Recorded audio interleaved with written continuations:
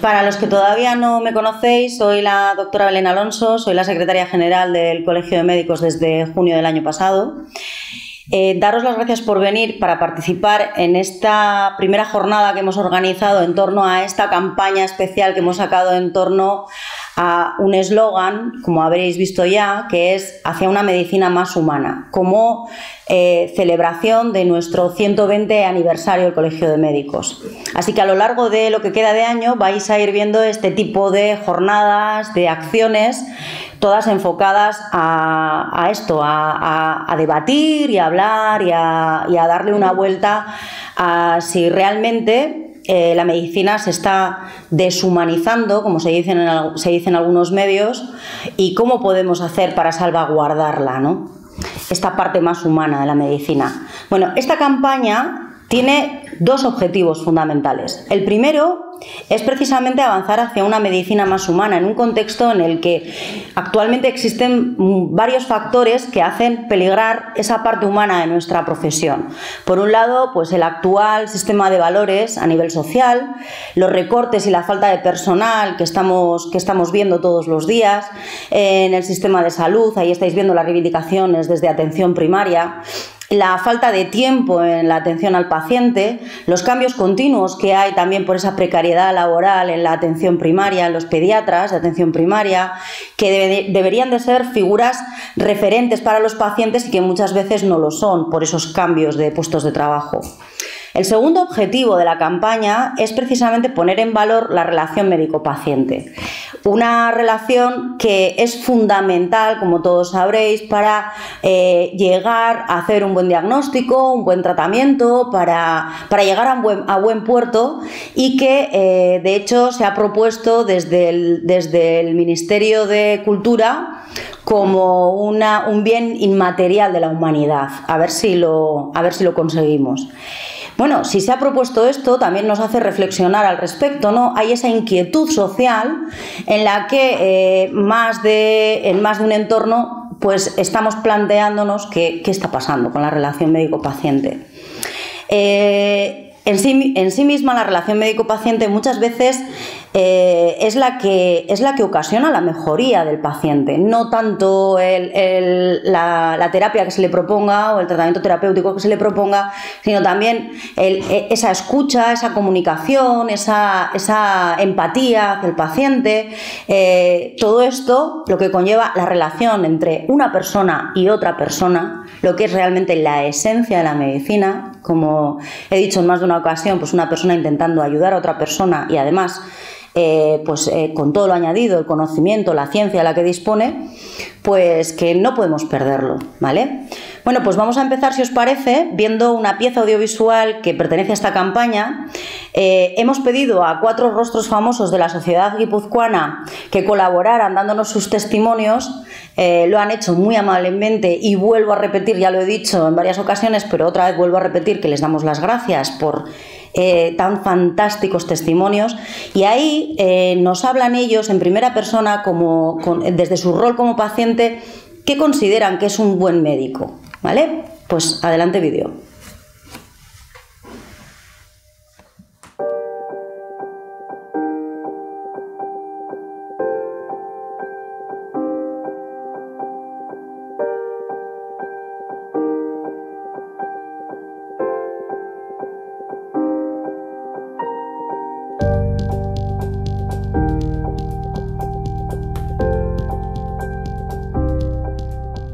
Bueno, pues el médico en mi faceta como deportista ha tenido una importancia muy grande porque con el médico haces una relación muy estrecha, una relación de muchísima confianza y el futbolista le necesita al médico, ¿no? En las lesiones, en la recuperación y en todo momento, ¿no?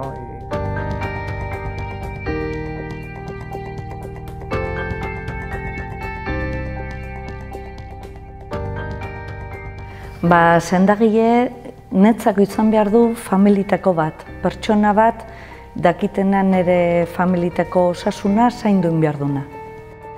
Beti jun naizena nire meikuna, beti eukiet, hori, gauzonak eman dizkit. bai.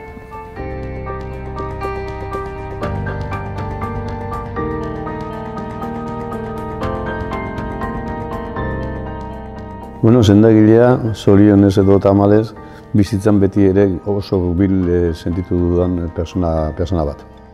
Beti onerako izan da, baina ez nik gaixo egon naizelako, baizik beti inguruan norbait izan dudalako mediku baten premia. Eta medikuaren premia horretan tokatu izan zaidalako behin baino gehiagotan horretaz arduratzea eta gaixoaren beharkizunak eta laguntza eta guztiak eman beharra. Eta orduan, bideo horretan ezagutu dut mediku dexente, txikitatik, umetatik, gaur daño.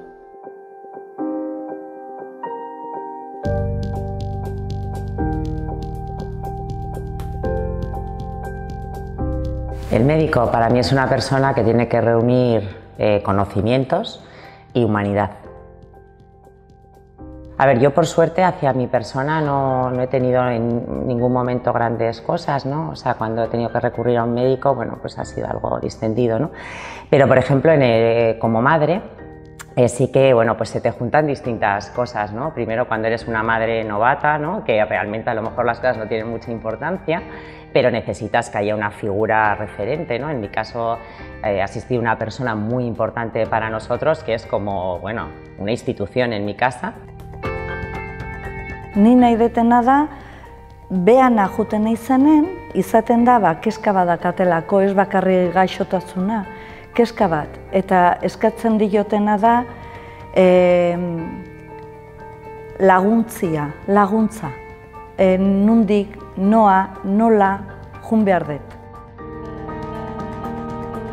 En mi caso, por ejemplo, en el mundo de la moda, yo trabajo de una forma muy personal y eso genera un vínculo con las personas, ¿no? Bueno, pues ese mismo vínculo creo que es muy importante en el mundo médico y yo en la atención médica para mí, para mi familia, siempre he buscado eso.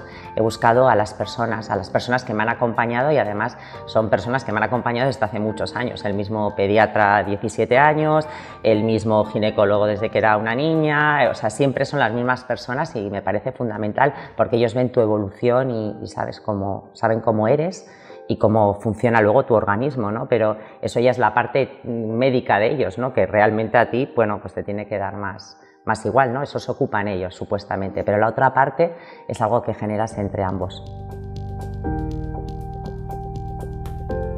Hombre, lo primero que espero es que me resuelva el problema, ¿no? Pero bueno, creo que un médico para satisfacer al enfermo, pues creo que tiene que ser empático, ¿no? Ponerse en el lugar del paciente, esperas que sea atento, que sea responsable, que sea cariñoso. En nuestro caso como futbolistas, cuando teníamos alguna lesión, pues muchas veces incluso tiene que ejercer de psicólogo, ¿no? El calmarte, el que no te preocupes demasiado por lo que te ha ocurrido, quitarle hierro a la lesión y la verdad que muchas veces pues lo consiguen, ¿no? Los médicos para mí pues son casi ídolos, ¿no? por la preparación y por la condición que tienen. Mediku ona suposatzen zaio ofizioa ezagutzen duela, alde teknikotik. Orduan hori ez dut zalantzan jarriko. Hala izango aldira denak gutxiago edo gehiago, baina bintzat alde teknikoa zeratzen duena. Baina mediku bat hori baina asko zer gehiago da. Ari da persona gaixo batekin, ari da gorputz batekin, deitzen diogu pazientea, baina paziente horren atzean persona badago. Eta orduan oso importantea da mediku honi izateko harremanak nola tajutzen dituen. Eta paziente hori, edo persona hori, ez dago gainera bakarrik. Ez dago bakarrikan bere gorputz gaixoarekin, dago bere kezkekin, bere etorkizuna nolako izango dan. Batez ere, ari naiz gaixo larriez, azkeneko esperientzianeria, berezia eta bizitza guztiko nire esperientzia bereziena hori izan dalako. Eta orduan bere kezkekin, etorkizunik gabe, eta etorkizunean pentsatzen beak hurbil dituen personena. Eta orduan, zirkustantzien mundu bat da paziente hori. Ez da bakarrikan minbizi bat edo ez da bakarrikan iktus bat, da hori baina asko zer gehiago horretanak dakarren mundu guzti hori. En mi caso concreto hay personas que han sido muy importantes, bueno, por una situación complicada que viví yo hace unos años. Entre ellos está pues, mi pediatra, mi ginecólogo, una ecógrafa y un montón de personas que hicieron que yo viviera una situación complicada y difícil de una forma lo más natural posible. Creo que es fundamental el que el médico conozca al paciente y el paciente conozca al médico para que tengan una relación estrecha. Me parece vital, por lo tanto espero que esa relación que existe hoy en día no cambie y no termine nunca.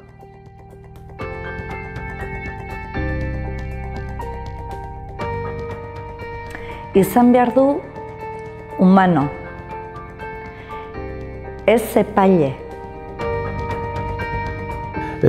Profesionala, humanoa, ekipoa, atsegina, berdina, jakinik ez dela berdina. Es importante que la gente se humanice, los profesionales, todos.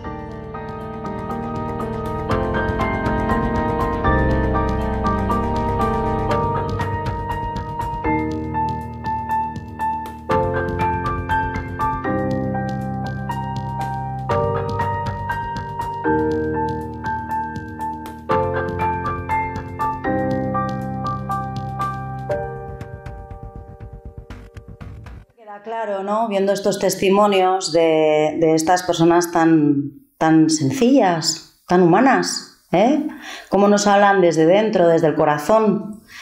Todos los testimonios tienen muchas cosas en común. Nos han expresado la importancia de la parte humana, del médico en sus vivencias, de la cercanía, de la confianza, de la importancia que tiene para ellos sentirse escuchados, respetados, no sentirse meros pacientes, sino personas a las que debemos curar, es cierto, pero también tratar y consolar en sus miedos y en sus preocupaciones. Para ellos todos coinciden en algo fundamental también, en la necesidad de que su médico sea siempre el mismo o la misma, porque quieren que su médico sea su persona de referencia, con la que haya establecido esa confianza mutua, ese conocimiento, porque como dice Barquiñano, pues al médico le cuentas tus defectos y para eso hace falta tener conocimiento mutuo y mucha confianza. Esa relación entre el médico y el paciente es la idea principal que ha inspirado esta campaña, como os he dicho antes, y sobre la que queremos llamar especialmente la atención. Voy a llamar a la mesa a dos compañeros a los que hemos pedido participar hoy en esta mesa redonda, que son el doctor Enrique Samaniego y la doctora Blanca Morera. Adelante.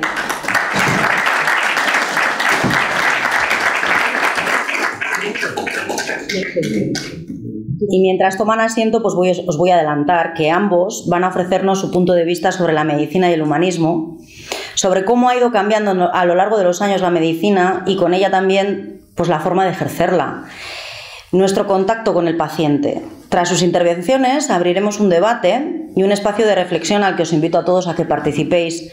Vamos a comenzar la ponencia con el doctor Samaniego, que es especialista en angiología y cirugía vascular, miembro de la Sociedad Española de Angiología, además de expresidente de la Cruz Roja de Guipúzcoa. Y hoy nos va a hablar de la salud en el estado de bienestar. Cuando quieras, Enrique. Bueno, ante todo, gracias por haber venido. Y encantado de poderme dirigir a vosotros y de que hayan pensado en mí para que haga esta introducción de esta campaña del 120 aniversario. Me siento muy honrado y feliz de volvernos a ver con muchos de los que nos hemos visto durante todos estos años, dirigidos por el doctor San Sebastián, que nos llamaba a todos y nos hacía venir aquí a una serie de reuniones y de charlas. En fin, sin más, voy a empezar y ante todo, bienvenidos todos. No podemos entender correctamente el devenir del quehacer médico si no lo situamos en el lugar y en el entorno social de cada momento y de forma precisa. Esto no depende de los cambios de década o incluso de siglo. La sociedad y su pensamiento tienen su propio ritmo, eso sí, cada vez más imprevisible y acelerado. A nosotros, que tarde o temprano también seremos historia, nos toca vivir una época, la nuestra, y debemos tener asumido el pasado, utilizar las innovaciones del presente y, lo que es más importante, tratar de poner las condiciones adecuadas para conseguir mejoras en el futuro. Estamos obligados a trabajar y a sentar las bases para un futuro mejor, sea cual sea la época del humano que viva en esa época.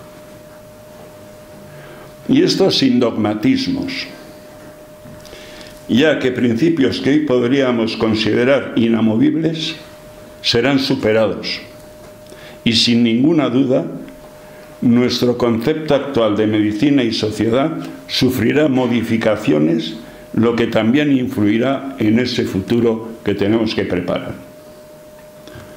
El estado de bienestar es un sentir de la gente en general que su bien más preciado es gozar de buena salud, por lo que, sin miedo a equivocarnos, en un estado de bienestar, la salud es uno de sus apartados más importantes, y en relación con ella se pretende conseguir un sistema sanitario universal que abarque a toda la población sin excepciones, con garantías suficientes en cuanto a la atención, medios y competencia. En definitiva, de calidad. Hoy por hoy en Guipúzcoa estamos próximos a ello. La atención universal prácticamente ya existe. La cartilla sanitaria la poseemos la inmensa mayoría de la población. Disponemos de un equipo sanitario bien formado y una red de centros asistenciales suficiente y de medios bien dotado.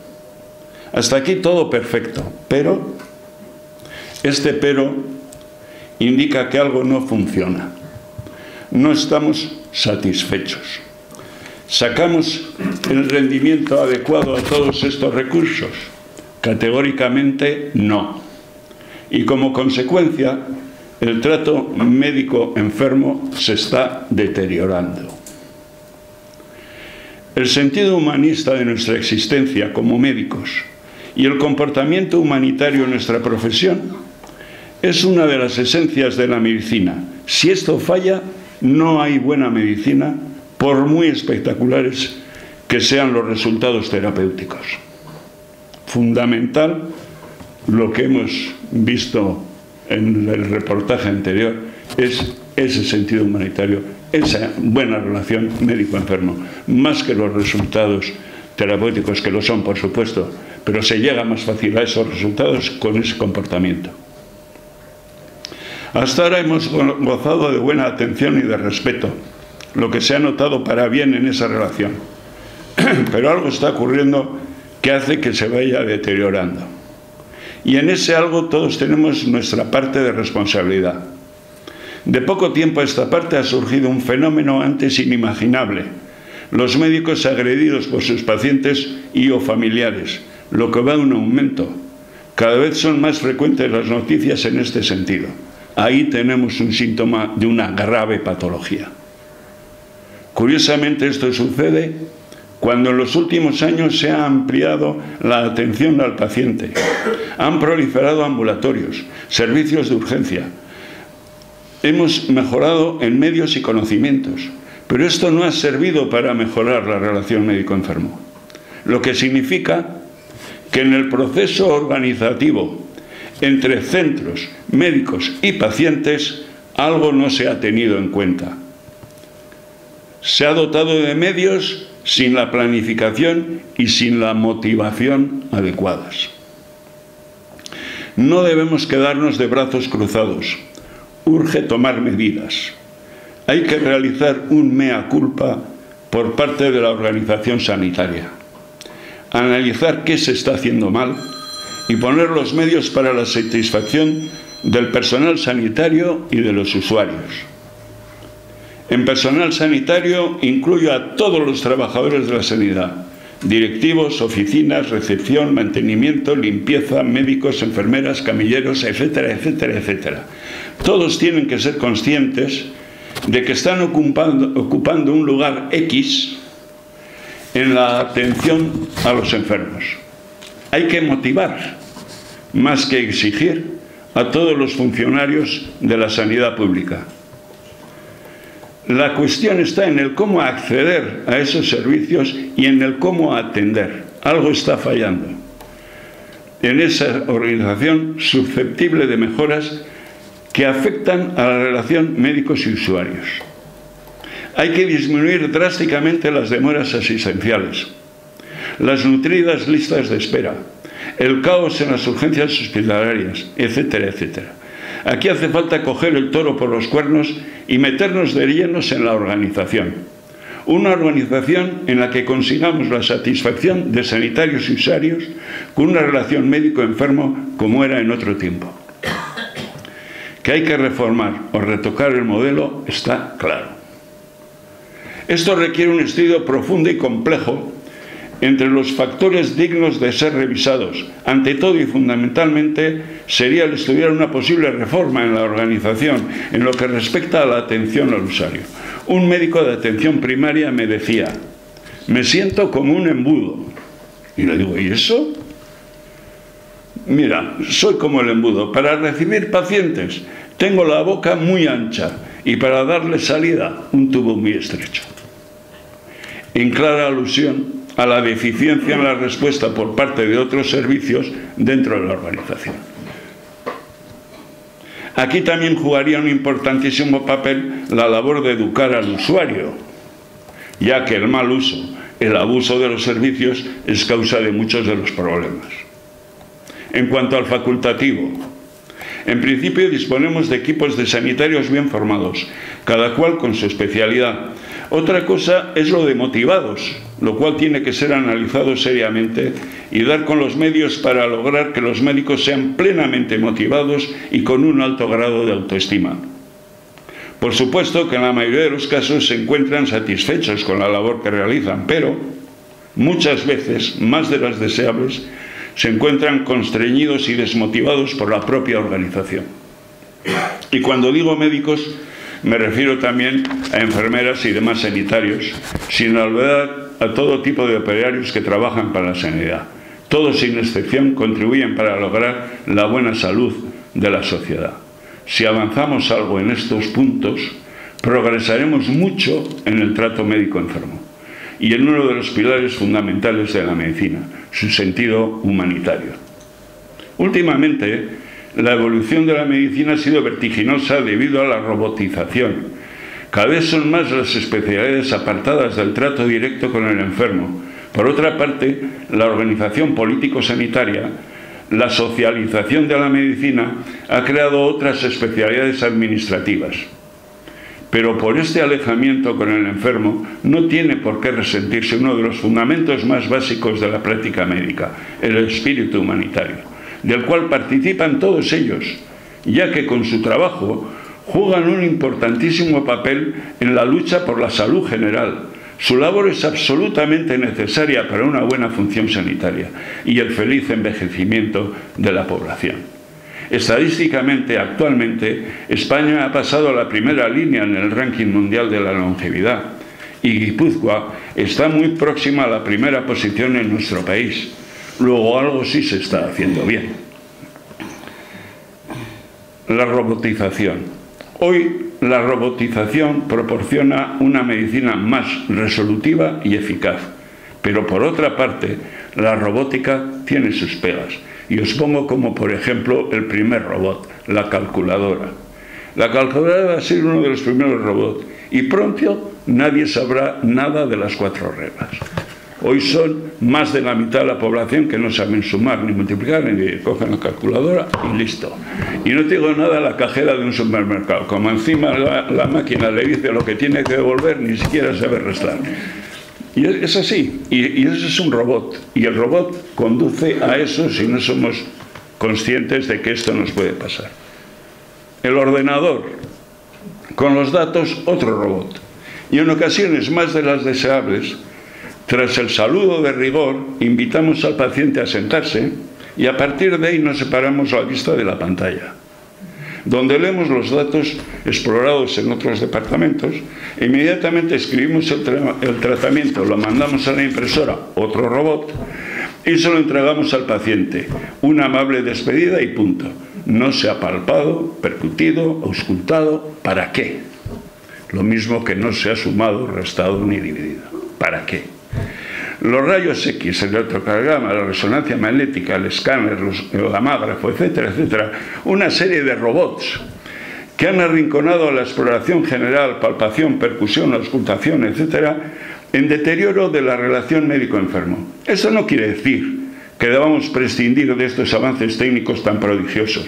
No, no es eso, no. Lo que tenemos que lograr es cómo adaptar todo ese progreso a mejorar aún más la relación médico-enfermo. Tenemos que saber aprovecharnos de todo ese progreso para progresar todavía más en la íntima relación entre médico y enfermo. ¿Y esto cómo podría ser? Pues ya se puede. No sé dónde me he perdido. Tenemos que ser conscientes de que esta relación ha cambiado y sigue cambiando a formas diferentes debido a la progresiva robotización, pero no solo de médico enfermo, sino de la sociedad en general, y cada vez a más velocidad. Hoy disponemos de aparatos que son ellos los que nos dan el diagnóstico. Antes pedíamos una prueba para confirmar un diagnóstico que habíamos hecho nosotros. Hoy, en muchos casos, se pide la prueba para hacer el diagnóstico. A ese camino puede llevarnos la robotización de la medicina y hay que estar prevenidos. Tenemos que destacar la faceta humanista dentro del campo de la tecnología. Sería bueno enfocar los logros técnicos recalcando las mejoras que estamos logrando con ellos en el aspecto de salud y satisfacción personal que ello conlleva. De cualquier tecnicismo, por mecánico que sea, tenemos que ser capaces de encontrar lo que de humano hay en ello.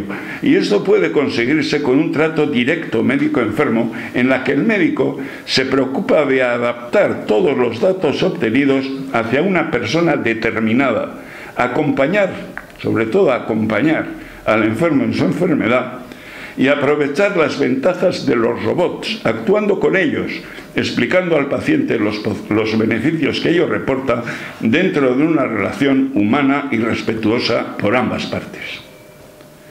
Durante la quinta revolución industrial con las nuevas tecnologías son muchas las facetas de la relación humana que están cambiando, pendientes de la tablet, del móvil, etcétera, etcétera. Tenemos que preparar el futuro, es nuestra responsabilidad. Estamos en un cambio de era. En los últimos años estamos en un cambio permanente de valores y sus normas, y que marcan y definen la civilización de una sociedad.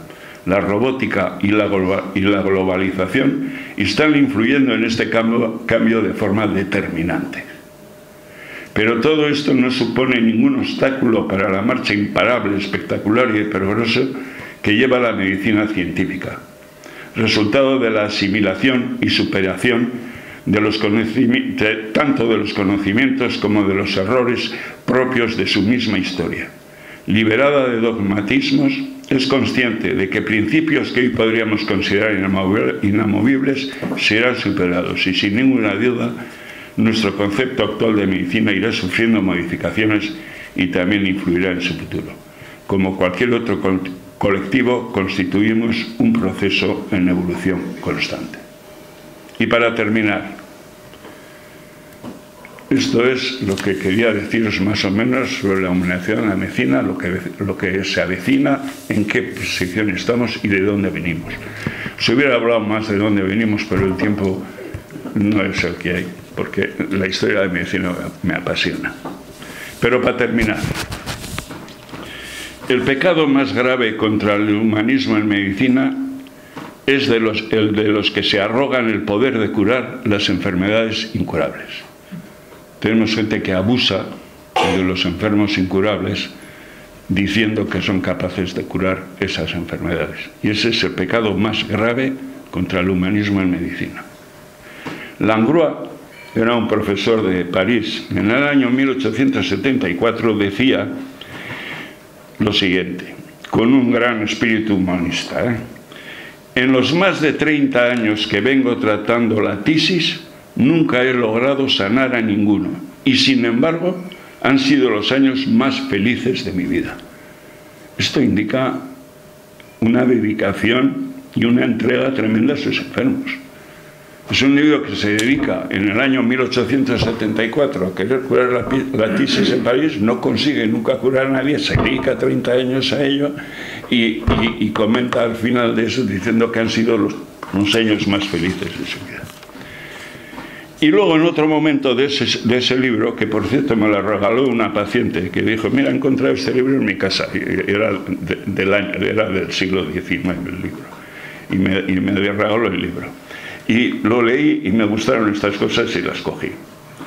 En otro sitio comenta, siempre ha habido, y lo más doloroso es que haya en el día, charlatanes que se alaben tener específicos para curar la tisis, enfermedad absolutamente incurable, con lo que engañan al público, no a costa de pocas víctimas. Desde la época más remota hasta la más rabiosa actualidad, esta es una situación que se da en todas aquellas patologías incurables. Hay quienes se aprovechan de los pacientes incautos ante su inconformidad por los resultados. Con un paciente incurable, y aquí es donde viene lo que atañe para hoy, no necesariamente grave, su médico debe ser especialmente humano y explicarle en qué consiste su enfermedad, la posible duración del tratamiento, lo que se puede esperar del mismo. Hay que enseñarle a convivir con el problema, asumirlo y tratarlo de acuerdo con las posibilidades. Debe saber que los resultados espectaculares y totalmente resolutivos, en su caso, no son factibles y, por lo tanto, solamente podrán administrarse tratamientos paliativos. Esta expectativa tan poco alentadora hace imprescindible que tanto el médico como el paciente sean conscientes del largo y difícil camino que han de recorrer juntos.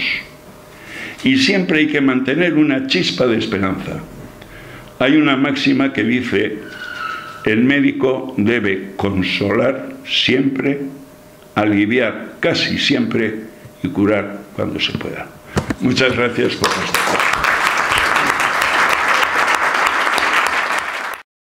Bueno, yo tengo que empezar me voy a comer un ratito para dar gracias. Gracias al colegio por contar conmigo y con, bueno, un poco en mi condición de miembro del comité, que es yo creo como me ha conocido el colegio, como me está aguantando recientemente, y por poder estar aquí compartiendo un rato en el que vamos a intercambiar ideas sobre lo que pensamos que puede ayudar a humanizar la medicina. Y luego tengo que dar gracias a alguien que no está, pero que me ha dado permiso para ese título, para lo que es esta presentación, que no es mío, ¿no? El papel del sentimiento en la relación clínica es un capítulo de un libro de Carlos Pose, que es un filósofo y profesor de ética, que se llama Lo bueno y lo mejor, y que es un excelente libro sobre bioética médica que yo recomiendo porque además es pequeñito y se lee facilísimo, ¿no? Yo le pedí permiso a Carlos, que es amigo y maestro, y por supuesto me dijo que estaba encantado de la vida. Y me pareció que era un título que venía al hilo porque el problema de la deshumanización de la medicina, como el problema de la deshumanización de la sociedad, es un problema complejo. O sea, la medicina y el ejercicio de la medicina no se da en un lugar ajeno al que se dan el resto de las relaciones sociales, con lo cual no es un problema exclusivamente nuestro, desde luego no es un problema de médicos o de profesionales sanitarios, sino que es un problema social, ¿no? Y yo al menos con esto que quiero compartir con vosotros y que es discutible, como todo en esta vida, pues pretendo plantear el foco en una parte pequeñita, y desde luego no voy a decir que esto sea lo más importante, pero es una parte pequeñita que tiene la cualidad de ser algo fácilmente resoluble, porque la mayor parte de los problemas que parecen tener que ver con humanizar la medicina pasan por problemas de gestión enormes de los que yo no sé nada y que desde luego no se me ocurre cómo se pueden resolver. Pero fijaros, cuando hablamos de los sentimientos estamos hablando de una cosa completamente diferente. Yo tengo que decir que los sentimientos, al menos desde la perspectiva de lo que yo quiero contaros, se puede decir de ellos dos cosas. Una es que forman parte de las personas y por lo tanto no tenemos que ir a comprarlos a ningún sitio. Y dos, que forman parte de las relaciones humanas, ¿no? Claro, esto de que forman parte de las personas también hay que aclararlo, porque los sentimientos no siempre han tenido buena fama. En la tradición clásica, cuando se trataban de ejercicios profesionales, si leemos a los griegos, a Enrique que le gusta la historia, pero vamos, a los griegos y a los escolásticos, lo de los sentimientos tenía que ver con las pasiones. Y esto era casi lo de las bajas pasiones. Y esto sonará de algo, ¿no? Los sentimientos parecía que tenían que ver con las tripas y de la cintura para abajo. Y por lo tanto siempre eran sospechosos. Y parecía que nublaban la razón y que no permitían ver claro, y por lo tanto, cuando se trataban de cosas importantes, los sentimientos se corría un túpido velo y se colocaban a un lado. Con lo cual parecía que lo valioso a nivel social y relacional eran todas aquellas cosas intelectuales, sesudas y razonables que no estaban guiadas por los sentimientos. Esto es bueno señalarlo porque todos nosotros somos herederos de una tradición y de una cultura que hemos bebido, que tenemos improntada y con la que funcionamos, seamos conscientes de ellas o no. Cuando llega el siglo XVIII hay un par de filósofos que empiezan a hablar de los sentimientos con otra marcha, ¿no? Había unos señores que se llamaban los emotivistas ingleses, que esto de los sentimientos les pareció que era guay del Paraguay, y luego ven un señor grande en la filosofía que se llamaba Kant, y que de pronto agarró las emociones en un libro que se llama Crítica del Juicio y los puso al mismo nivel que el elemento intelectivo como uno de los elementos fundamentales de las funciones superiores humanas, para que nos entendamos más o menos. Claro, han pasado 2 siglos desde entonces, pero en nosotros se ha mezclado un poco esta tradición clásica y esta influencia un poco a contrapié de filósofos y médicos, ¿no? Y los médicos han sido los menos. Quiero decir, yo una de las cosas que más me llamaba la atención es cuando la gente, a raíz de hacer comentarios de una serie famosa de televisión, que era el señor House, ¿no? Decían, no, pero yo cuando voy al médico, a mí no me importa que sea un impresentable, ¿no? A mí, si sabe mucho, ya me vale. Y yo decía, coño, es que lo que yo no sabía es que había que elegir. Es decir, yo siempre he pensado que el buen médico era como el House, pero no siendo impresentable, ¿no? Claro, esta es una cultura complicada que ha calado fuerte en la medicina y que de alguna manera ha contribuido, y esta es la parte contribuyente nuestra, ¿no?, a de alguna manera desproveer a la relación terapéutica de ese elemento emocional que parece artefactado, cuando en realidad, fijaros, cuando se analiza el sentimiento, lo que hace el sentimiento es dar paso a una nueva realidad que no es la realidad de los hechos, muy importante e intelectiva, sino a la realidad de los valores. O sea, cuando nosotros pensamos en valores, no pensamos en la cabeza, con la cabeza, porque los valores no son elemento intelectivo, son elemento emocional. La belleza, la bondad, la compasión, la corrección no se piensan, se sienten.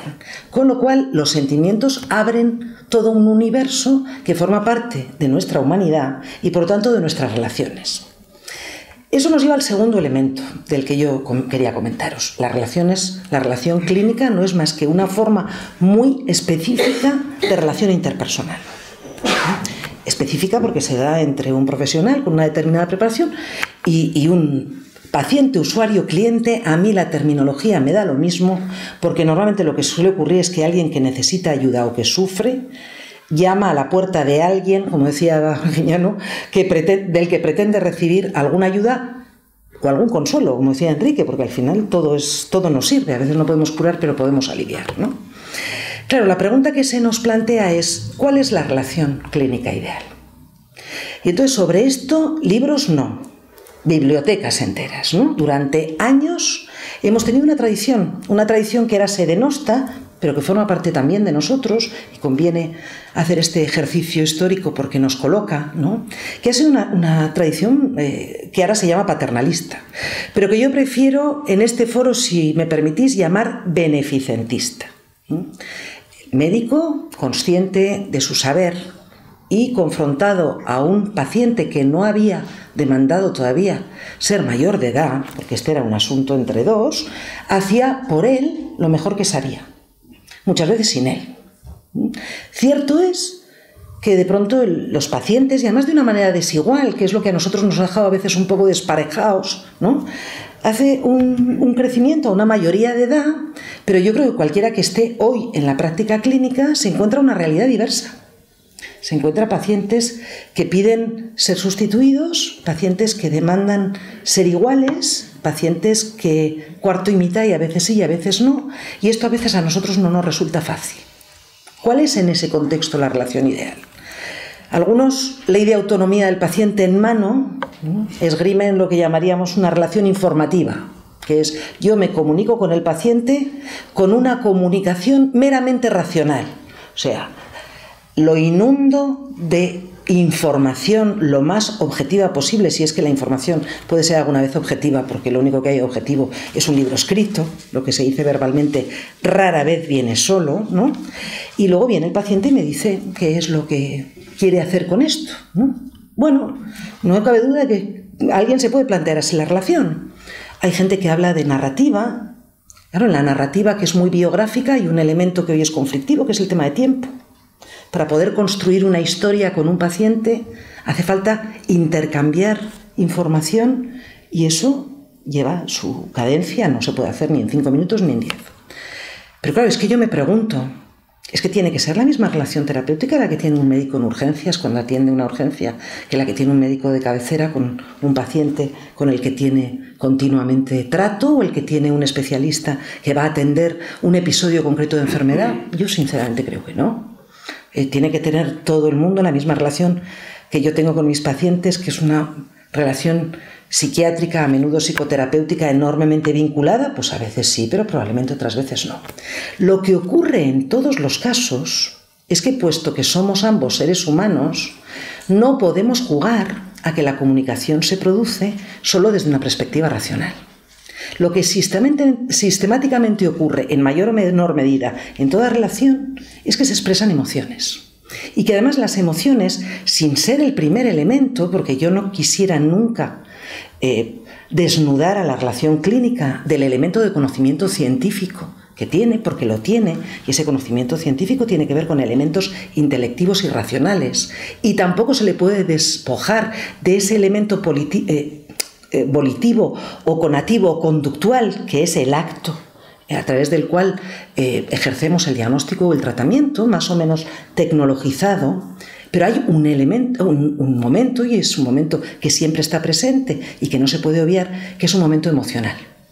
Y todo lo que tiene que ver con la comunicación de sentimientos, de preocupaciones y de valores por parte del paciente acerca de lo que desea, se produce explícito o implícito, con comunicación verbal o no verbal, en el mundo de los sentimientos y en el contexto de cualquier relación terapéutica. Y esto es así, y no solo es así, sino más que además el médico, que es capaz de identificarlo y de manejarlo, sabe perfectamente que ese es un elemento básico de diagnóstico y de tratamiento. ¿Por qué? Porque la base de la confianza de la que tanto hablamos son los sentimientos.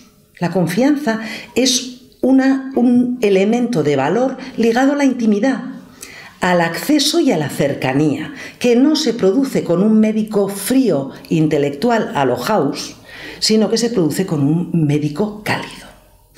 Y si me permitís, esto me lleva a mí al tercer punto y al último, y ya os dejo en paz con este rollo patatero, que tiene que ver con la pregunta que yo me hago siempre, que es ¿y dónde están los sentimientos en la formación del médico? Pues, señoras y señores, no están. Están en la formación de los psiquiatras y de los psicólogos cuando son psicoterapeutas, porque cuando yo me preparé para ser psicoterapeuta no me quedó otra vuelta que analizar mis sentimientos. Y entonces, ¿qué ocurre? Que en el resto de la medicina esto de los sentimientos es un asunto de natural de carácter, qué majo que es este médico, y qué simpático y qué cercano, o de don natural, es que este ha nacido para esto, y es que no sabéis cómo lo quiero, y el resto, pues es que yo nací así, y perdonadme, pero yo cada vez que alguien dice yo soy así, lo que se me ocurre es así de bobo, por no decir una palabra más gorda. Pero claro, cuando alguien ha nacido así y eso no corresponde a la comunicación adecuada, pues tiene una obligación. Imaginaos que alguien dijera, mire, es que tengo una fractura y usted como es traumatólogo, ya. Pero es que mire, yo esta parte no me la he estudiado. Oiga, mire, pues parece que no. Entonces no me explico cómo en la medicina esto no se nos ha ocurrido. Claro, lo que ocurre a resultas de no tener una formación es que efectivamente los que tienen el don natural, que algunos lo tienen evidentemente, ¿no?, son médicos que yo llamaría completos, o sea, las antiguas profesiones con conocimiento, habilidades y actitudes. Pero el resto se nos queda en este trío calavera con una pata de menos. Y la mesa se nos cae. Yo sé que no es lo único que hay que hacer, pero yo reivindico para que en la relación no exista dispatía, que dice Borrell, que es un fenómeno por el cual el médico se pone a la defensiva ante el sufrimiento del paciente, porque simplemente no lo puede manejar. Y esto es algo muy comprensible.